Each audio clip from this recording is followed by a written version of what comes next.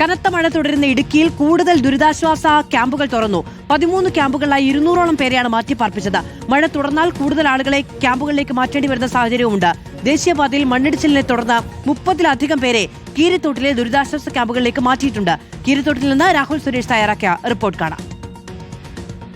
ജില്ലയിൽ മഴ ശക്തമായതോടെ കൂടുതൽ ക്യാമ്പുകൾ തുറക്കുകയാണ്. കൂടുതൽ ആളുകളെ ക്യാമ്പുകളിലേക്ക് മാറ്റിക്കൊണ്ടിരിക്കുകയാണ്. നമ്മളുള്ളത് കീരിത്തോട്ടിലെ ഒരു ക്യാമ്പിലാണ്. ഇവിടെ പ്രായമായവരും കുട്ടികളും അടക്കമുള്ള ആളുകളാണ് ഉള്ളത്. 10 ക്യാമ്പുകളിലെ 30-ലധികം ആളുകളാണ് നിലവിൽ ഈ ക്യാമ്പിൽ കഴിയുകയും ചെയ്യുന്നത്. കീരിത്തോട് മുതൽ പനംകുട്ടി വരെയുള്ള സ്ഥലങ്ങളിൽ മണ്ണിടിച്ചിൽ ഭീഷണി നിലനിൽക്കുന്നുണ്ട്. അതുകൊണ്ട് ആളുകളെ മാറ്റി പാർപ്പിച്ചുകൊണ്ടിരിക്കുകയാണ്. ഇപ്പോഴും കൂടുതൽ ആളുകൾ ഈ ക്യാമ്പിലേക്ക് എത്തുകയും ചെയ്യുന്നുണ്ട്. നിലവിൽ ഇപ്പോൾ 30 പേരാണോ ഉള്ളത്? അതെ 30 പേരുണ്ട്. ഇപ്പോൾ കൂടുതൽ ആളുകളെ മാറ്റേണ്ടി ആളുകൾ വരുന്നുണ്ട്.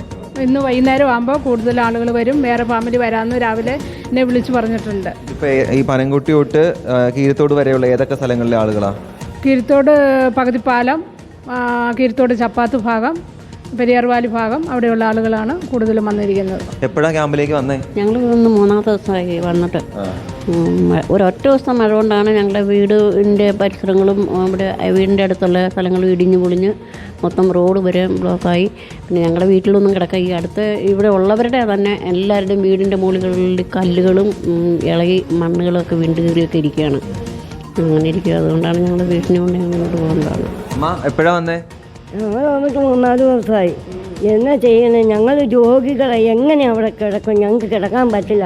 പാറ ഇങ്ങനെ വിണ്ട് കയറി ഇങ്ങോട്ട് താഴേക്ക് വന്നാൽ ഒരു പാറ വന്നാൽ ഈ വീടിൻ്റെ പുറത്ത് ചെന്നാൽ എല്ലാവരും അവിടെ എല്ലാവരും കൊണ്ട് ഇവരൊക്കെ ഞങ്ങൾ ഒത്തിരി ആൾക്കാർ വീട്ടുകാരുണ്ട് പകുതിപ്പാലത്ത്.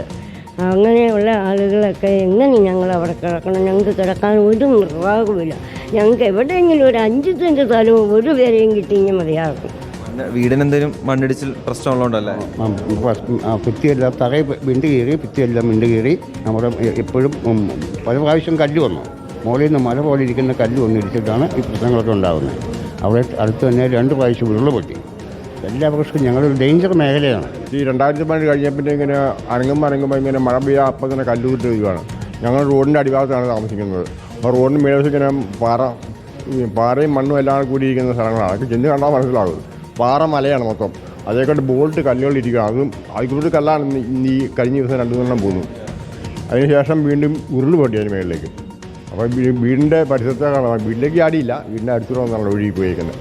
കണ്ടാൽ ഭീകരതയാണ്. അപ്പോൾ കിടക്കാൻ പേടിയാണ്. അപ്പോൾ എവിടെയാലും ഞങ്ങൾക്ക് 2 സെൻറ്റ് സ്ഥലവും വീടും കിട്ടണം. ക്യാമ്പിൽ സർക്കാരിന് ചെയ്യാൻ പറ്റുന്ന കാര്യങ്ങൾ ചെയ്യുന്നുണ്ട്. പക്ഷേ അവർ പറഞ്ഞ പോലെ, അമ്മൂമ്മയൊക്കെ പറഞ്ഞ പോലെ തന്നെ നമുക്ക് സ്വന്തം വീട്ടിൽ കിട്ടുന്നൊരു അങ്ങനെയുള്ളൊരു പരിഗണന ക്യാമ്പുകളിൽ കിട്ടാത്തൊരു പ്രശ്നമുണ്ട്. കാരണം ഈ കൂടുതൽ ആളുകളുണ്ട്. ഇനിയിപ്പോൾ കൂടുതൽ ആളുകൾ ക്യാമ്പിലേക്ക്